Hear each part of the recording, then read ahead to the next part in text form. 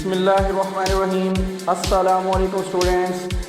Result کے حوالے سے بہت ہی بڑی اور اہم خبر، پنجاب کے تعلیمی بورڈز حکومت کی پروموشن پالیسی کے منتظر ہیں۔ جی ہاں ناظرین، آج کی سب سے بڑی اور اہم خبر، لیکن اس خبر سے پہلے میری آپ لوگوں سے ایک درخواست ہے کہ میرے چینل کو سبسکرائب کر لیں۔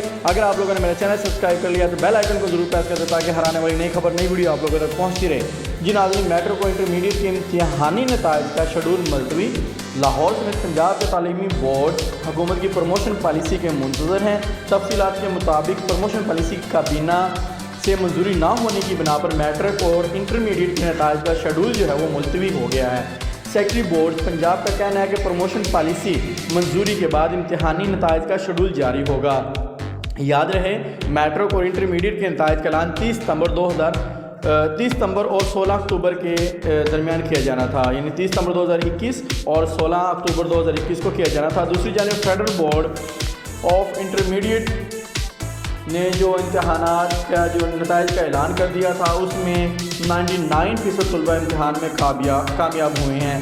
70,079 جو بچے تھے، 70,079 بچوں نے امتحان دیے تھے، اور جس میں سے 69,503 طلبہ امتحانات میں کامیاب ہو سکے۔ پہلی پوزیشن 2 طلبہ اور طالبات کے نام رہی۔ عمر مسعود، عزیز عرفان اور ماہین خالد نے 1058 نمبر حاصل کر کے پہلی پوزیشن حاصل کی۔